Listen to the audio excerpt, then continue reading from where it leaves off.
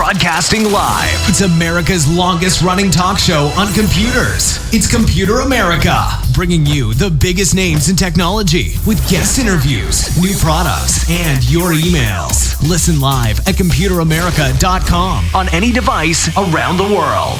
Email the show at live@computeramerica.com or find us on social media. Be sure to check out our website for contests, giveaways, show notes, live video stream, podcasts, and more. You're listening to Computer America. Hello and welcome everyone into the Computer America Show. We are the nation's longest running, nationally syndicated radio talk show on computers and technology turned podcast. Everyone, welcome into Computer America. So today on the program, we have the one, the only Mr. Ralph Bond. He'll be joining us today with 4 different stories, and these are going to be a lot of fun because it's, as his title implies, our science and tech trends correspondent. And this is going to be cutting edge stuff that you might not have heard about, and you definitely want to stick around here to hear all about it.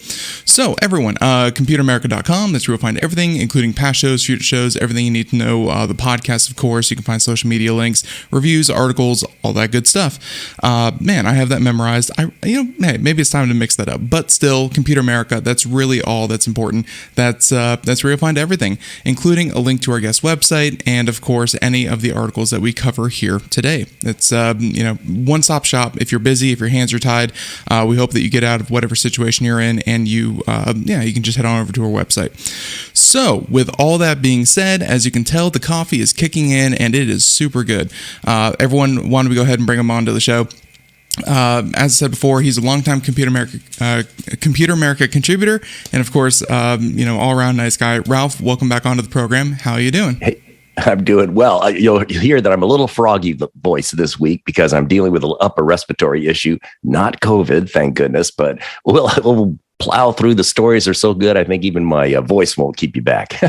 No, you sound good. More of a Clark Gable, but it's going to be good. Yeah. Everyone.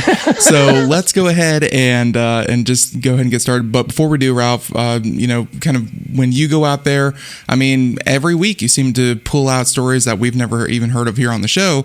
Kind of what do you look for when you look for shows? Well, yeah. So I'll give you my boilerplate now. I finally composed one so that I can get this out straight. Mm-hmm. So, Ben, as you know, and the audience knows, I'm an aggregator of science and tech news features. I find monitoring a host of online news outlets, all over the world.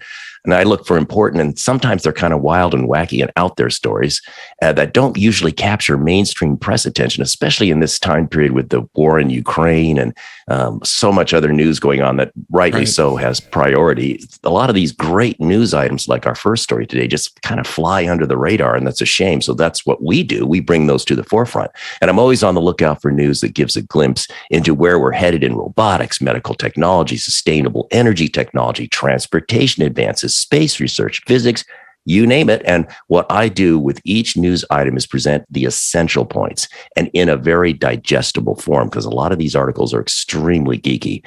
And I stress to our audience to check out the show notes, as you mentioned, so important. Come out to computeramerica.com, everybody. Get the show notes, because we post the links to the articles, images, everything. So if you're so inclined, you can dive deeper into the articles and get the full and complete story.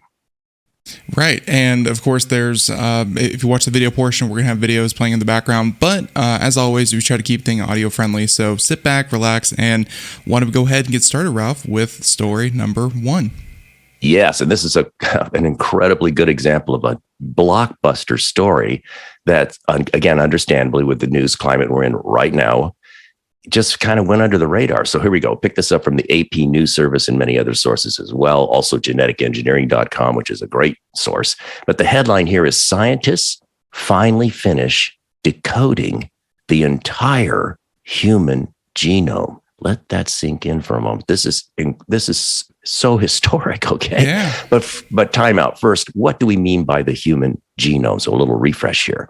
An organism's complete set of genetic material is called its genome, which in all plants, animals, and microbes is made of long molecules of DNA. And the genome contains all the genetic information needed to build or create an organism and allow it to grow and develop. So it's the inner mechanics of our whole life form. So here's some more genome fun facts for nerds before we get to the news. The human genome, this is amazing. The human genome is made up of about 3.1 billion, with a B, DNA subunits, pairs of chemical bases known by the letters A, C, G, and T. And genes are strings of these lettered pairs that contain instructions for making proteins, the building blocks of life. So humans have about 30,000 genes organized in 23 groups called, and this will be a familiar term, chromosomes, that are found in the nucleus, and they're found in the nucleus of every cell. All right, now back to our news. The first draft of the human genome was announced at a White House ceremony back in the year 2000. And that first draft, Ben, back in 2000, that was a great start. And I learned a lot from all these articles.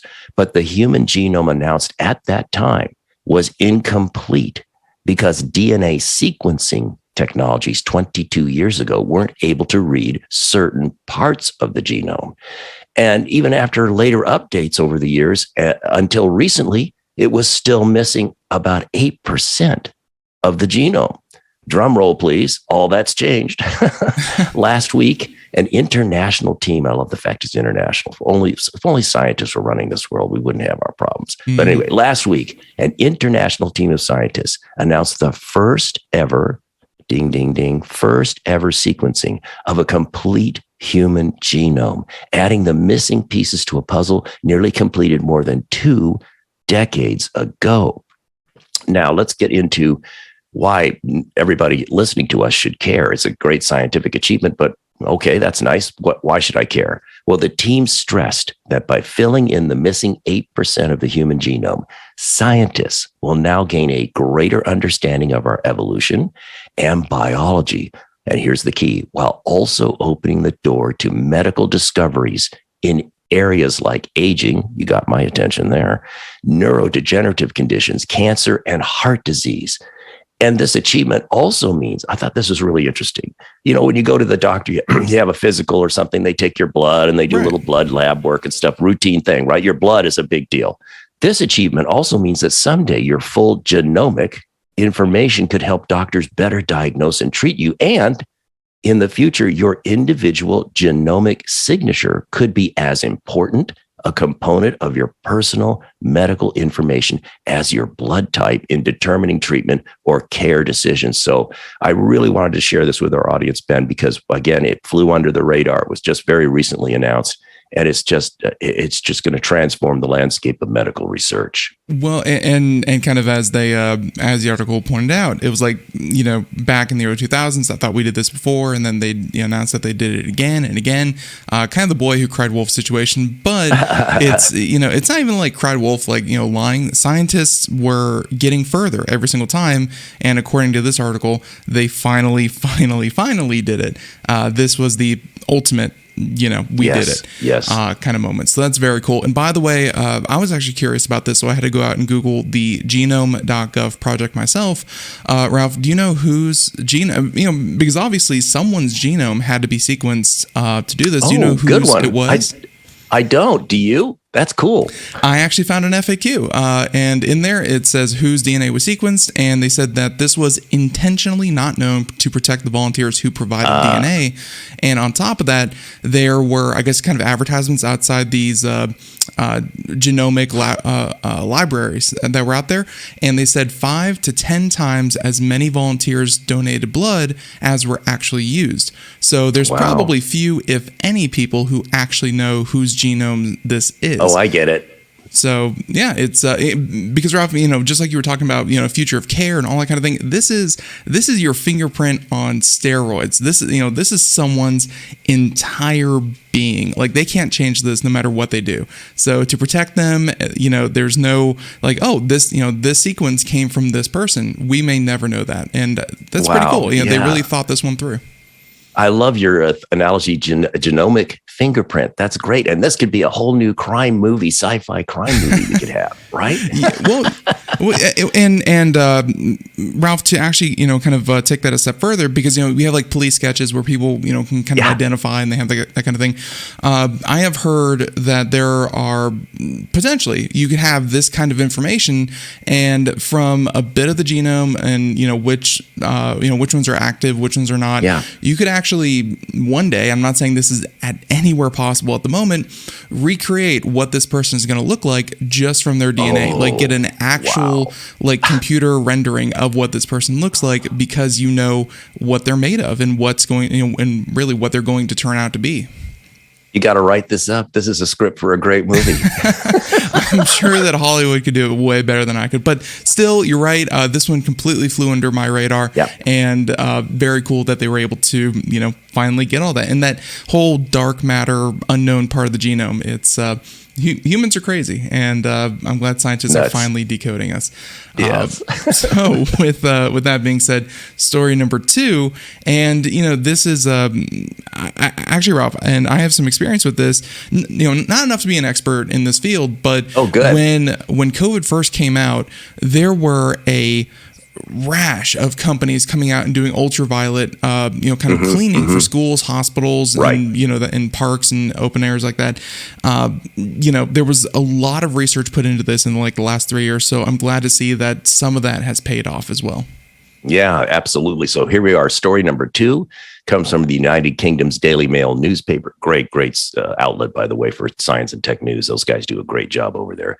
Headline: New type of ultraviolet light kills 98% of airborne microbes in a room and could help prevent the next pandemic. And if you think COVID's going away, think again, or something else horrible will come along. So this is very important, very important. And you can see a little image of one of their ceiling fixture examples and the kind of cool, kind of nifty purpley color of the light. But here we go. Scientists at the United Kingdom's, and this is another one of these international collaborations, love it. Scientists at the United Kingdom's University of St. Andrews, University of Dundee, and University of Leeds, along with researchers at Columbia University in New York, recently announced a new ultraviolet light called Far-UVC, which is FAR lowercase dash UVC uppercase, so Far-UVC. And the new light can kill bacteria, fungi, and viruses, including coronavirus.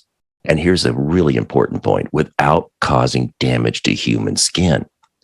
So in experiments, the Far-UVC lights took less than 5 minutes to reduce the level of indoor airborne bacteria in a room by more than 98% in 5 minutes. Wow. Even as microbes, and what they did too with this experimental room, they kept pumping microbes, bad guys, into the room. So even as the microbes continued to be sprayed into the room, their level remained very, very low, as long as the Far-UVC lights they developed remained on.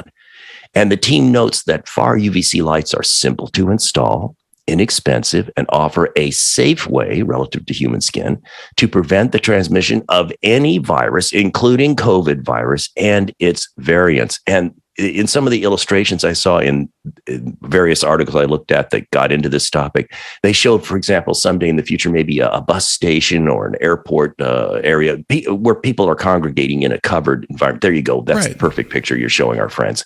And that so you can see all that kind of purpley light up in the upper part of the ceiling. So this could work in these huge environments, and how wonderful that is. I just love this story. Mm-hmm. Yeah, and I was kind of looking it up, and so far, the important part of this is like the far part of the UVC, because UVA, B, and C, that's been around for a while, but the far part, very, very cool. And like, I guess you wouldn't have to go around disinfecting or spraying everything down every 5 minutes, because hey, the light does it for you. The only thing that I'm kind of seeing, kind of mixed here is, what about, like, I get that it can't penetrate skin, but what about eyes? And obviously looking directly at these things, what could that mean for people's eyes? And some are saying that it has, Yeah, and some are saying that it has no effect on eyes. Some are saying that it has potential effect on eyes.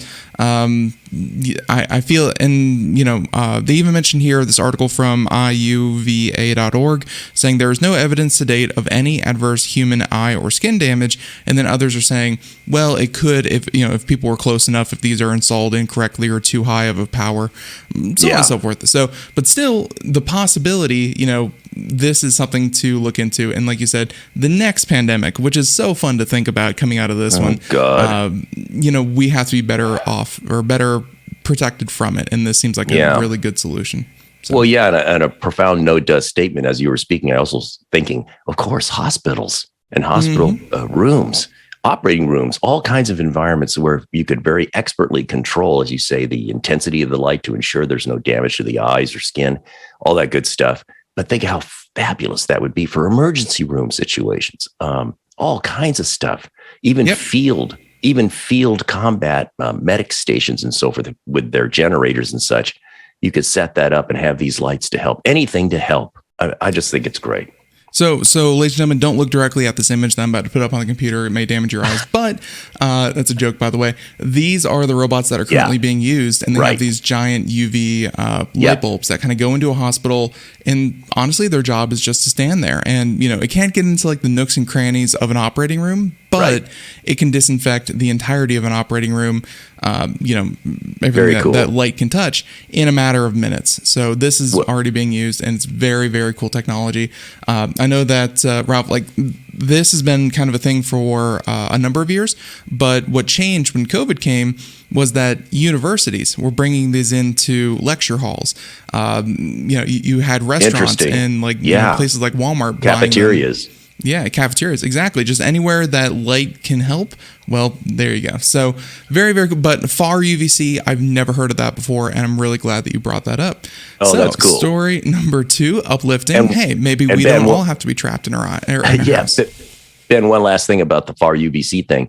I think you were kind of making a good point, and I spurred a thought in my mind. Please. It's not that anybody's saying these FarUVC lights replace all those units you were showing us, and I know you're not saying that either. I think it's just another team member in the fight against viruses. And so it's a collective thing. If you had these FarUVC light fixtures in the ceiling and so forth, but also had those other mobile units going around doing their thing, it's all part of a team effort, if you will. Right. Yeah. These FarUVCs, they might replace the people who, I know that some institutions had to shut down every hour to do a thorough deep cleaning, and then they kind of open back up and let, kind of train passengers and whatever go on about their business. This would prevent the need for that as much, and that is super important. So perfect. And honestly, I don't know, Ralph. I don't know about you. I grew up with a black light in my room, especially in our fish tank.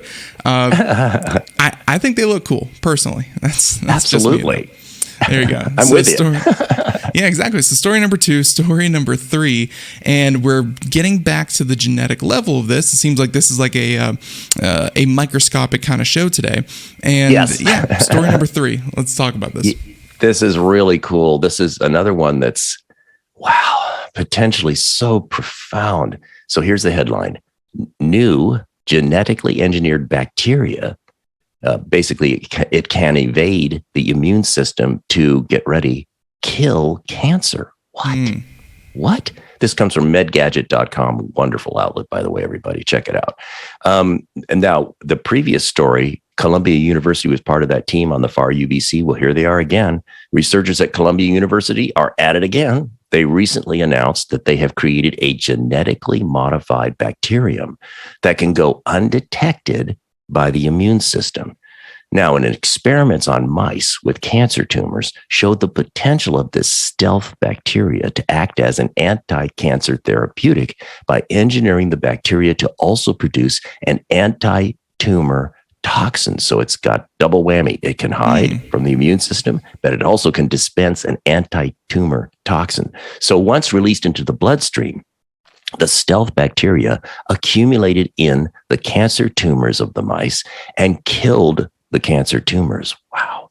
But wait a minute. I'm sure you were thinking this too, Ben. Anybody who's remotely familiar about what happens when bacteria is in the bloodstream. So time out. Our immune system has evolved potent defenses against bacteria it encounters in the bloodstream. And large numbers of bacterial cells in the blood can result in very high levels of inflammation and toxicity. So, whoa, how can this work? How can this do its job but not harm the patient? Well, you're going to love this part. I think this just blows my mind. To prevent high levels of inflammation and toxicity from happening, the Columbia University scientists stressed that their genetically engineered bacteria is only temporarily shielded from the immune system. And here's the part that blows my mind. And designed to be active only for enough time to destroy the cancer tumor site before eventual detection and destruction by the immune system. Oh my gosh. Wow. That answers a lot. Yeah, you're right. Isn't that something? And then the bottom line is, the big drum roll is, this breakthrough could help to unlock the potential of bacterial therapies for a wide variety of cancers. If you know, the news of the world these days is so depressing and so unfortunate, this kind of story gives everybody hope. That's why I love doing the science and technology and medical trends stories, because it gives us hope. Yeah, my immediate thought was, how could they release a bacteria into people and have it kind of evade the immune system? Because Ralph, like, isn't that a whole thing behind these, kind of these super bacteria that we're having to fight that are immune to known antibiotics? Like, that's a real problem that, we're kind of running out of antibiotics to cure a lot of these, and they go and create something that can completely evade it. That sounds like, you're giving someone with cancer and suddenly they also have a super virus in them. It seems dangerous, but I like the eventual detection. So it's just, it's hidden for a time and then it is picked up. And that Yeah. Like they said, it's temporarily shielded and designed to be active only for enough time to destroy the cancer and eventually be detected by the immune system. So these guys you have to dig deep into the articles and so forth to get the science behind this. Again, I'm just condensing this down into the essentials. Right. It's a stunning achievement. And of course, they're going to continue on with their lab trials and so forth. It's not going to be deployed in the medical field tomorrow. Certainly not. But my gosh, this is so potentially great. I love it. This does kind of continue research that we have heard before about using viruses, because kind of one of the problems with cancer is it's changing. The immune system can't really detect what it is, and it just lets these things go rampant. We have heard about viruses that will latch onto cancer cells and kind of say, "Hey, pick me, destroy me," and and this seems to be like kind of the next step in that. So very impressive, and I'm sure that let's face it, at this point, I would be surprised if anyone listening out there would not know someone who has had cancer or has dealt with cancer. Lordy. It's Ralph, I feel like the longer that we live, and it's not even it's not even like an I feel thing. It's more like the longer that we live, the more people get to 100 and and beyond. If old age doesn't get you, whatever it may be, cancer eventually does. So curing cancer, that's going to be in everyone's best interest. And can't wait till they finally nail it. It's going to be in our lifetimes, and fingers crossed. So story number 3, story number 4, and not so much cellular, but FedEx. And I think the pandemic, and to tie this into everything else, pandemic related, the pandemic has really highlighted to a lot of people how much we have relied on having things show up at our door and get across the country in a matter of days or hours. This is just going to help that. So story number 4. Yeah, you make some really good points. And this brings us kind of back to earth, but also up in the air here, a step away from biology science. Okay. So the headline here, a story from Engadget.com. Headline here is FedEx will test autonomous cargo flights next year.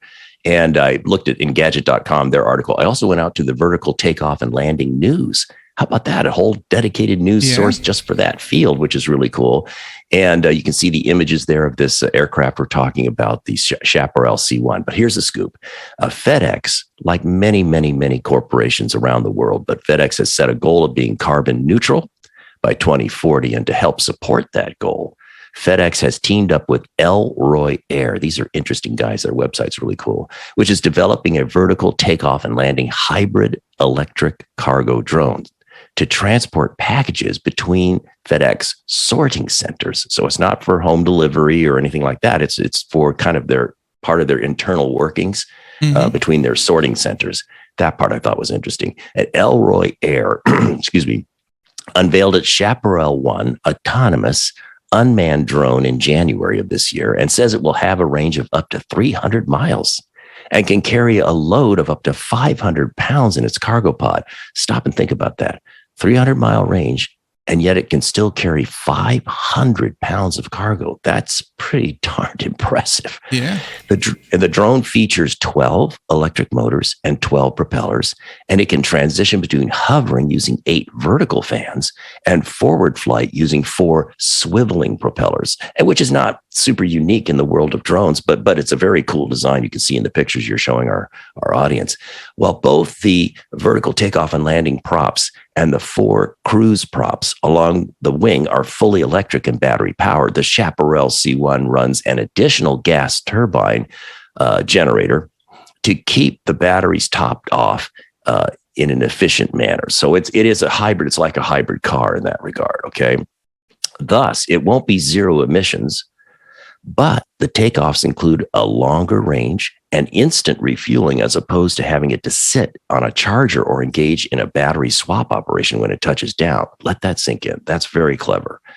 Very cool. Makes it very practical. And FedEx noted in its press release that the Chaparral C1 doesn't need specific infrastructure like an airport or dedicated charging station, which links back to the comment I just made a moment ago. And FedEx and Elroy Air have been collaborating for more than 2 years, excuse me, and they're working on securing certifications to use the Chaparral C1 commercially. Now, if all goes well, the plan is to start test flights in 2023 in Fort Worth, Texas. And if it works as promised, if it all goes well, works as promised, FedEx would kick off deployment of the new drone to fly cargo first from Fort Worth to Oklahoma City between their sorting centers. And that's a distance of about 213 miles. So it's going to be really interesting to see how this rolls out and unfolds.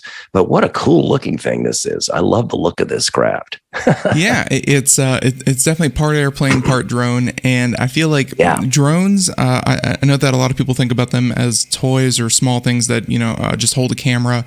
But a lot of what went into that, now we're kind of thinking, well, not just the military anymore. We can put a drone that can go long range, carry heavy loads, and kind of make these continual trips. And package delivery just seems like a no-brainer, especially the fact that it's all electric. That is perfect for for what it is. So, and by the way, I would love to go see one of these things in Fort Worth, Texas. That sounds really, isn't that really cool? fun. Yeah, you might want to contact these guys and maybe set up a future engagement of some kind. They're a really interesting website. Are you kidding? I have ties to that area. I can just drive over there and just watch them. I mean, what are they going to do? They're going to be like, "Don't look, Ben." Like, no, I'm going to go look. But no, I'm hoping to see a lot more of these. And the fact that VTOL, vertical takeoff and landing, just means, hey, you may one day see these things all over New York City, for instance. I mean, there's really no infrastructure, like you said, to deter them. So, well, and that's because that's because, Ben, again, it is like a hybrid car. It does have a gas engine, but its purpose is to keep the batteries charged up. So again, you don't have to spend time when you land, hours and hours of time recharging. So that's a key part of the design of this thing. Is it 100% carbon neutral? No, but it's a step in the right direction, and it really makes it practical. And of course, the net dramatic drop in emissions is going to be a positive overall. So let me leave you with one, and we're not going to cover this in any kind of detail. I'll include this in the show notes if anyone wants to read more about the exact plan. But I saw a story just now that really reminded me of kind of Ralph's segment and what he covers. So to leave everyone with this last one, we'll go ahead and throw it up here on the screen. And Ralph, I'll even throw it over to you in the chat. Cool. There we go. This is from EcoWatch, and essentially Germany, they have relied heavily on Russian oil, and Russia's doing a large disservice to the international community. Yes. So what this means is that Germany announced I believe this was yesterday, a transition to a turbocharge, and that's their language, a quote unquote turbocharged transition to renewable energy. Good. So before, Good. Yeah, exactly. And before they had targets of like 2050, 2040, this kind of thing. Germany is now aiming for 80% of its energy from renewable sources by 2030. So think about that. And that seems like a long time, but that's less than a decade. Like that's less than 8 years away. Wow. 80% and then 100%, Ralph, by 2035. So, and of course, the article goes into more about how they're going to use land-based wind power, solar. They're going to reach, some more offshore wind power. No nuclear, but I'm sure that's going to come as well. But still, all of this together just means that, Germany says in their press release, climate change is coming to a head, and what Russia did just means, hey, it's time to really, really buckle down and get going on renewable. And Ralph, wow. I read the headline and was like, this is the kind of thing that Ralph would love to hear. So, yeah, Ben, I love it because I was thinking as you were speaking that, first of all, Putin is committing financial suicide with what he's doing. Number two, though, I hadn't thought about this. If this spurs the Europeans and other countries, us included, to say, you know what, we need to be secure, and part of our national security is energy independence. And the old days, energy independence meant our own oil, our own natural gas. Now it means regenerative, sustainable wind, solar, and so forth. If this prompts that, then the horrible, ghastly tragedy of the Ukraine could actually spur something that could help save the planet and just cut Putin's legs right off, financially speaking. Yeah, Interesting point, Ben. Very good. No kidding. And honestly, the economy of 2010, where I guess an economist could look at that and go, of course, here's all the pieces, Ralph, between moving chip manufacturing to Europe and the Americas, moving energy to more renewables and that kind of thing. The economy of 2010 is going to be very different from the economy of 2030. And I think it's a much more diverse, spread out, interconnected kind of way. And ladies and gentlemen, as always with Ralph, I am looking forward to the future. There's a lot to look forward to. And yeah, there are bad things, but also, hey, don't lose sight. There's also very, very good things. So everyone, the music means that we're done here. I want to thank Ralph once again for joining us here on the program, coming up with great stories. If you want to hear more about Ralph, you can, of course, catch him as the Tech Insider for the Mark Mason Show over on KEX Portland, Oregon. And of course, every Friday every Friday here on Computer America as well. So everyone, until next time, have a great day. Thank you so much. Catch you next time. Bye-bye, everyone.